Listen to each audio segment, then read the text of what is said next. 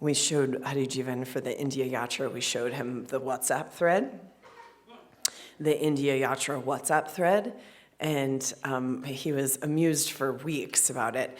And then he wanted to, because we showed him how there's 84 messages on the WhatsApp thread about where's the snacks? Did you bring the snacks? Are the snacks in the back of the bus? I don't know where the snacks are. Tag 15 people. Did you bring the snacks? People are hungry. Where's the snacks? I mean, it was just it was on. So we were showing it to him. So then he wanted to enter the conversation, so he went incognito on somebody else's phone, and he started to kind of be like, well, Hari Jivan's really hungry and he needs snacks, so where are the snacks? And so it just went on and on and on like that. Similarly, the Camp Grace 2019, spring 2019 WhatsApp thread, whoa, blowing up here. So fresh, so many things. Okay, so we'll do a little Hust Kriya. How's everybody doing with this? Index finger like this. I was really happy because somebody in Venice yesterday, I thought, described some benefit of the Kriya quite well. We're experimenting, but Yogi Bhajan said that basically it starts to demagnetize and deprogram these childhood obnoxiousnesses, the kind of things that we kind of got developed in the early development years to get attention and to create kind of commotion and all this stuff, and then that's just kind of moving just feverishly into your adulthood and wreaking quite a bit of havoc, isn't it? So the Hast Kriya, though it may not be as sexy as Gyan Chakra Kriya, and it's not as maybe obvious as some of the others, there's something quite deep about the profundity of it, and he described it very well. He said that he's experiencing he's had more prosperity, so there's definitely, because all of these are prosperity type of experiences. When you're working with this finger, Yogi Bhajan said you're basically creating the prevalence of Jupiter in the kind of experience in the psychomagnetic field. Now this planet has been the rings of Saturn. That's why we don't wear rings around the which finger? The Saturn finger, because there's enough rings of Saturn. Nobody needs any more trouble. Everybody's like, no, but I'm serious. You we really hardcore practice this to get anything that's activating these middle fingers off, because we have enough problems on our hand. There's only very few reasons why you would wear a middle finger ring. And those are not, they wouldn't be for you particularly, you don't need any trouble. But so the rings of Saturn have been kind of the predominant vibrational kind of experience on the planet through the age of Pisces and some of the previous age to Pisces in this Kali Yuga. And so part of the age of Aquarius is that we're taking the frequency of Jupiter and starting to make that more prevalent. And Jupiter, it's more expansive. There's more for everyone. It's the gifting economy. It's the generating economy. It's the experience of compassion and kindness and these types of things as the order of the day, rather than some of the things that we've experienced in these previous ages. So that's part of the experience of this shifting of consciousness, is the Jupiter energy. So if you're interested, you can put the gems on the Jupiter fingers. I've done it in every kind of experience where I have to take meetings with people where we're trying to expand something. I've always hardcore Jupiter rings, and they do a lot. Yogi Bhajan always wore Jupiter rings. My friend Tara said that they went over. She's friends with Tony Robbins, and they went over to the ranch in the 90s because Tony Robbins has that pituitary malfunction. That's why he's so big. And so they heard this yogi knows what to do with the pituitary gland. They took him over to Yogi Bhajan. And she said that when they got to Yogi Bhajan's ranch, and Yogi Bhajan was like, "You want to look at my rings?"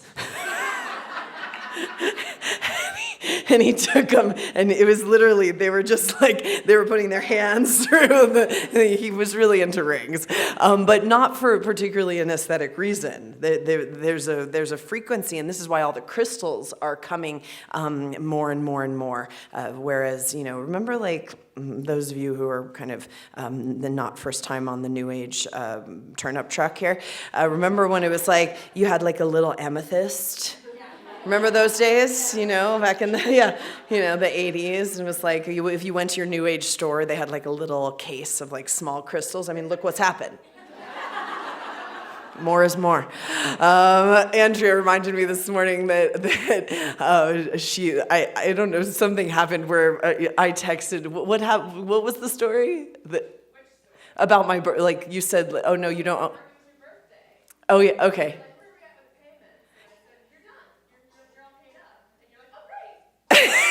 I started shopping.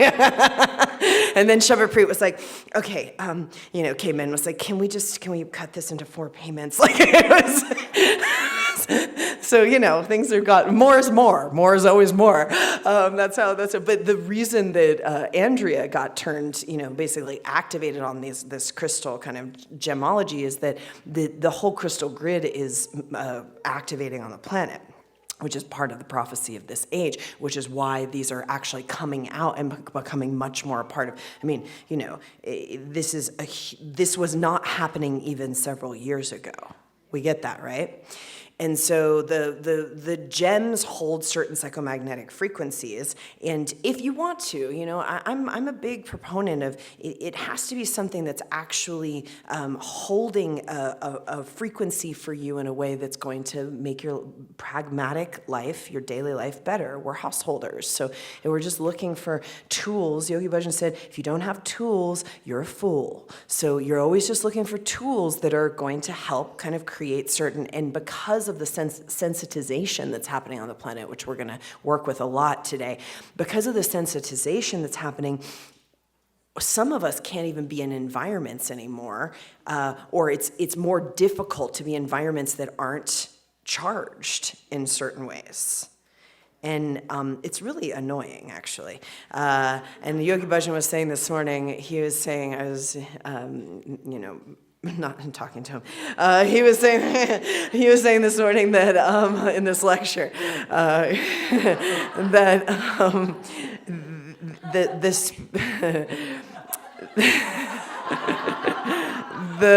the spiritual. As a spiritual person, see, if you're just kind of a muggle, you can desensitize yourself, and then, if something's happening and you don't want to deal with it, you can just desensitize yourself. You can numb out, and that's kind of the order of the day. That's how people live in all sorts of different ways. And that's a lot of what we do here is kind of in the ways that we've done that, in the ways that we've forgotten, the ways that we've lost our way towards ourselves. We're just recalibrating that inner GPS. But that's how most people live. They at some point in their childhood, they were sensitive. Something happened to you when you were very, very young. And they were very sensitive and very intelligent, and the parents didn't know how to deal with them, didn't know how to deal with you. And so you were, treated like Yogi Bhajan says, most children are treated like furniture. So that's kind of that's how, that's kind of our parenting. And then it's swung the other way, where we get some of the more New Age parenting things, where it's like all children are treated like the second coming of Christ.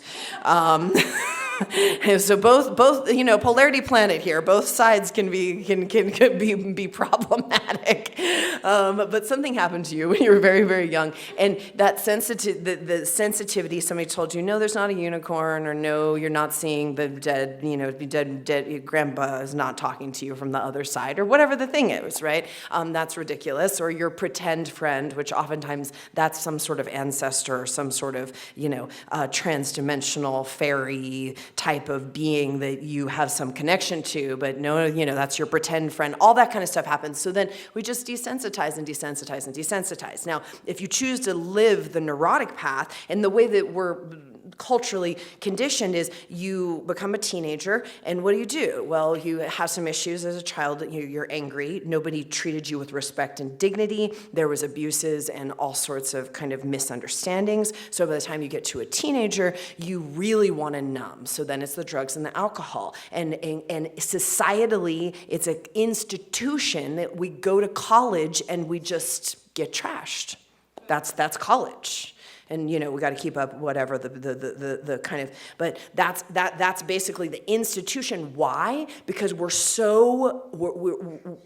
child is treated with such little dignity that by the time they finally get out of the house, they're very angry. Now, of course, they being you, us. We're going to work a little bit with some major kind of rebirthing of the childhood, clearing some of this childhood anger because of the lack of dignity. And then the ways that we've been carrying our parents' kind of Tatvik imbalance, Yogi Bhajan calls it. So their elemental imbalances we're carrying and basically living their elemental imbalances, which creates a problem because there's no dignity in that. And we already feel disrespected from the way our childhood went down, even if we had the best parents ever. And some of us, this may not be true for a very small percentage of you. But especially with this generation, with anywhere in the kind of crystal, rainbow, indigo, which all of you fit into those kind of soul groups, you came to the planet for specific missions, and the parents you had to find the most high vibrational parents to bring you in. So that's basically, you jumped on the best ship you could.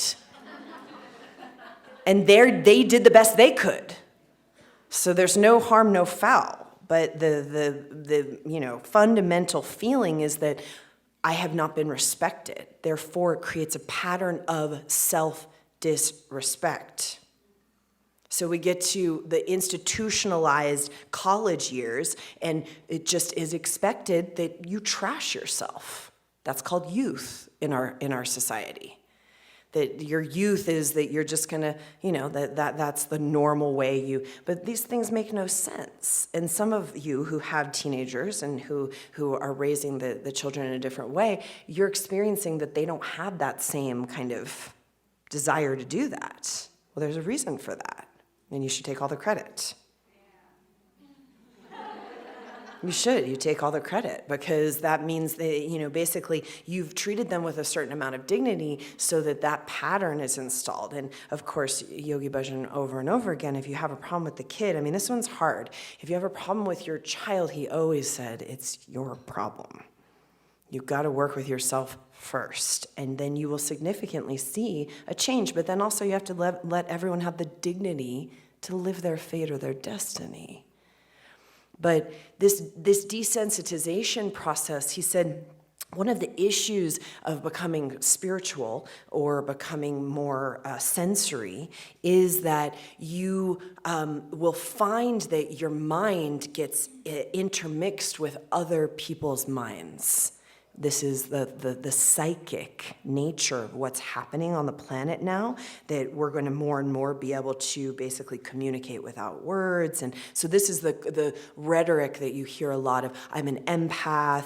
I can't, there's a lot of talk of I'm too sensitive because I'm an empath and I have to, take whatever the self-care of the empath. And so there's been a little bit, it's calmed down a bit, but there's been a kind of wellness industry conversation about what to do if you're an empath and I'm too sensitive to deal with these things, and that kind of thing, which is just that's another basically recapitulation of handicap consciousness, of your own self-handicap. So then you get into kind of a deeper sensory experience of the mind-body system, which is what we're training for here.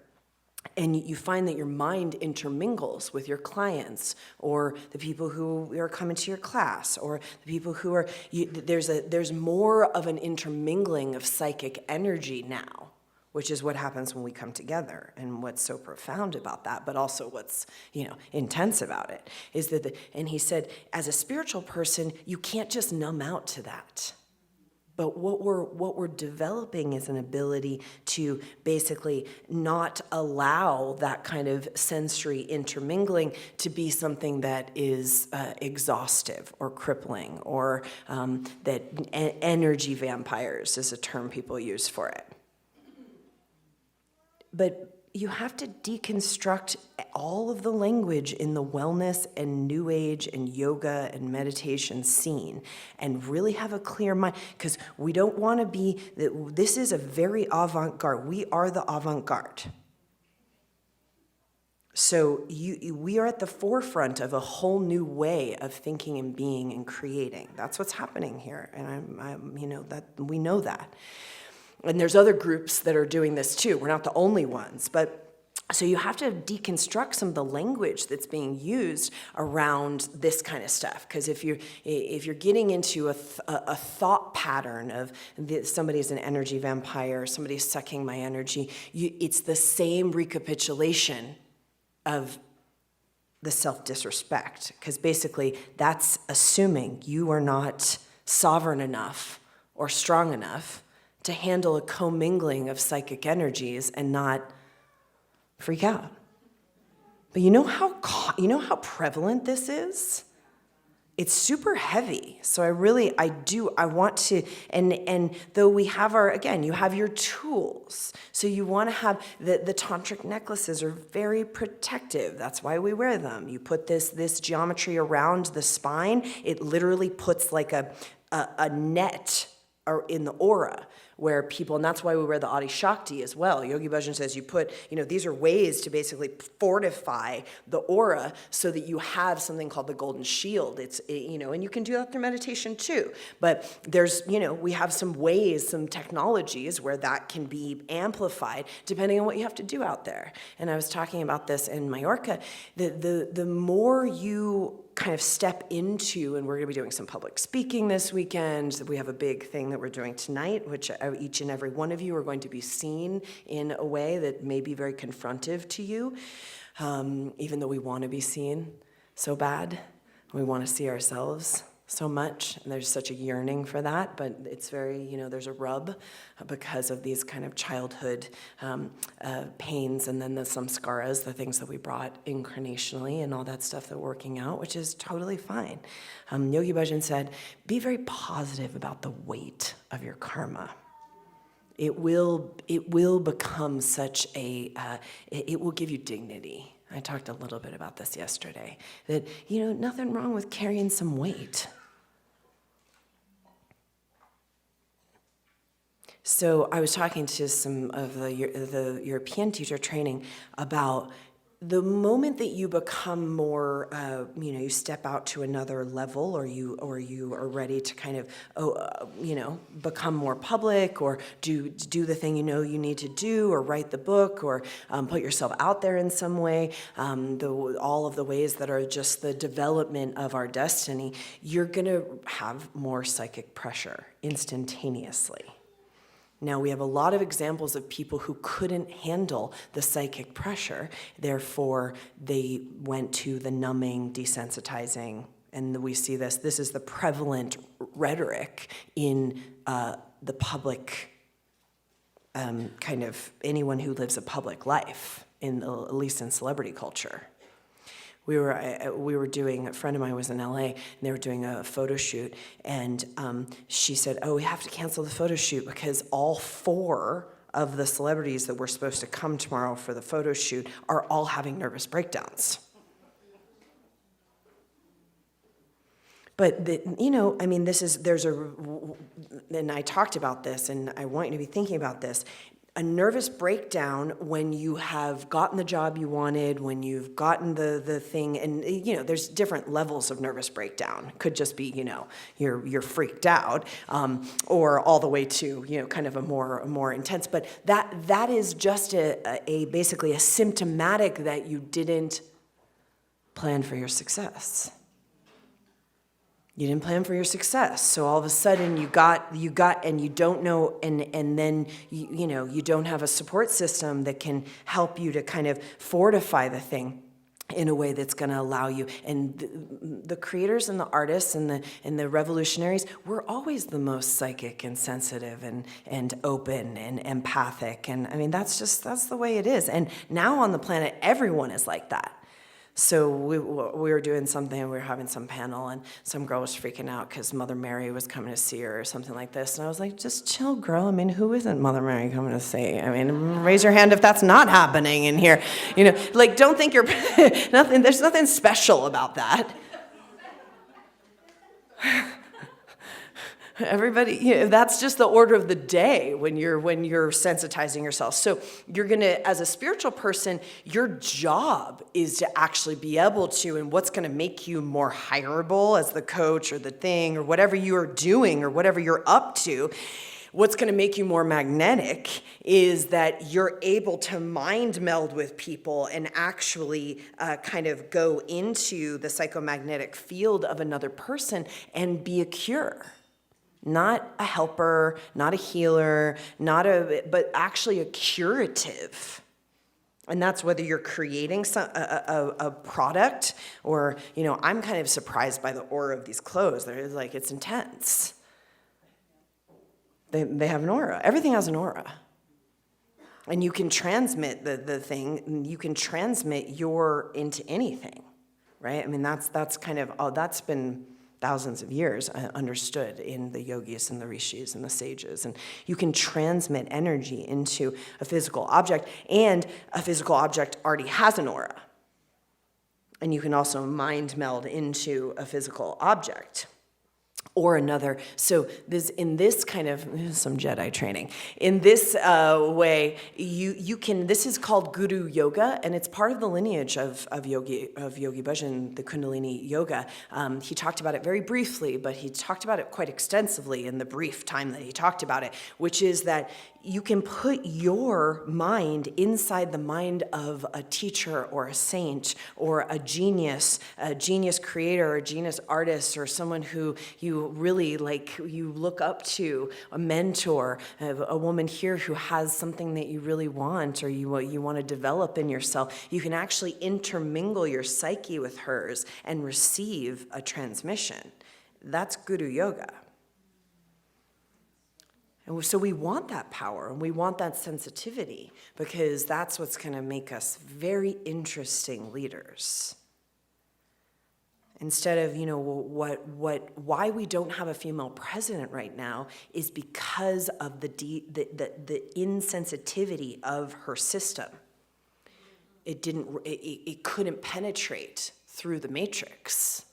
Because it actually is going to require a certain kind of sensory, Shakti kind of Ma vibration to be able to really change. You have to look, this is going to be very interesting next year of Immense Grace. This is going to be quite interesting. And my book comes out right before the presidential election.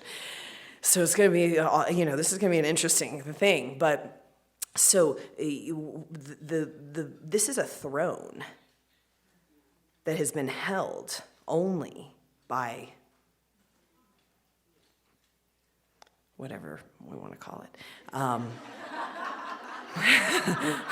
We're gonna play Mad Libs. You could fill in the blank there. So many things coming to mind.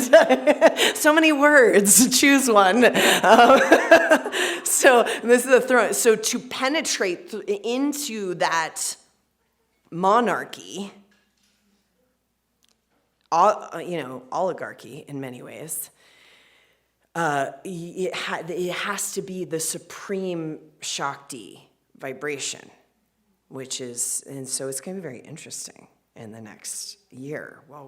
As we gather here, this is going to be an interesting time in America and around the world, because obviously there'll be a huge cascade, a domino effect. If we can penetrate through this and change this particular throne, we'll call it, then you'll see all around the world a huge cascade of change of leadership. So I feel it's very, very important. And it's not a time to desensitize. It's a time to sensitize. So this is why, everything we're doing here, and even just now being in the room, you can feel that energy moving through the room. That's a sensitization. And all of the things that you want the most that maybe aren't happening either in the way you want them to be happening, or as quick as you want them to be happening, or, the details are not quite what you would hope they would be, or something's off, or it's not happening at all. All of that you could trace back to a numbness, a desensitization that has basically made it so that that part of your psyche, that part of your configuration, which is 16 times more, and Hudmanjot and I were talking about this morning, like no one's really done the math on that. It's like we can say it, we can make a social media meme, I can quote Yogi Bhajan, but we were going there, we were geeking out this morning.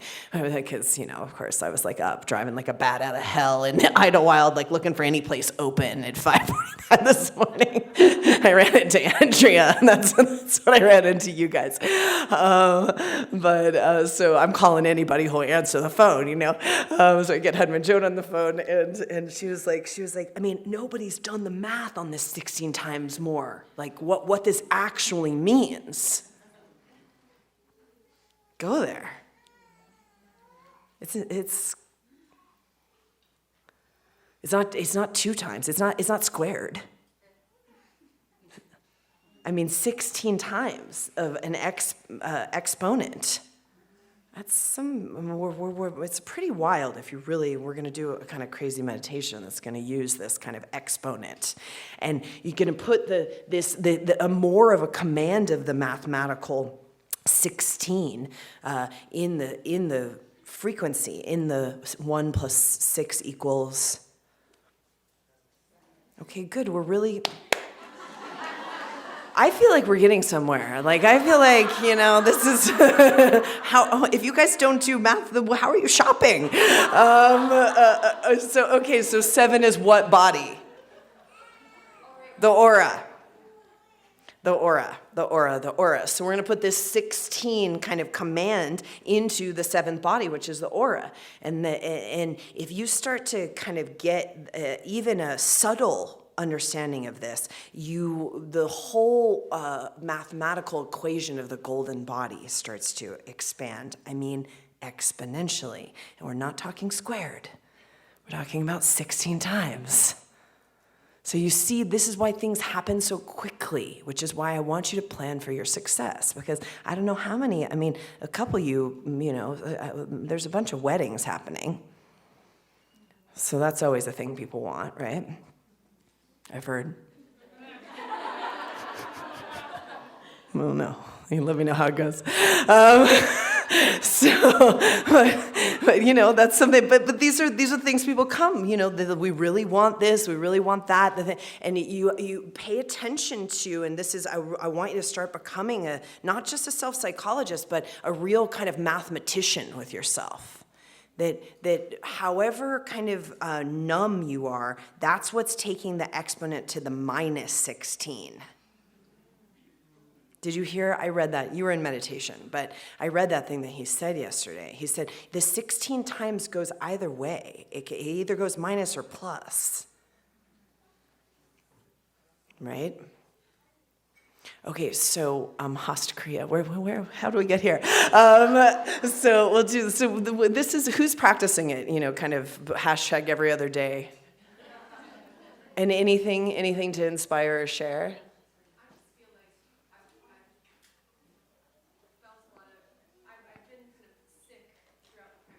Yeah. Yeah. Yeah. But I feel like every time I do it, it lifts. Yeah. It lifts a layer off. Yeah. Yeah. Yeah. Yeah, you are. It is hard. Yeah. But I really feel it Yeah. Yeah. Yeah. And, in the long term of it all, you could be going at it with this primary thought pattern that is causing some turbulence in your experience in this incarnation that is most likely not just from this incarnation.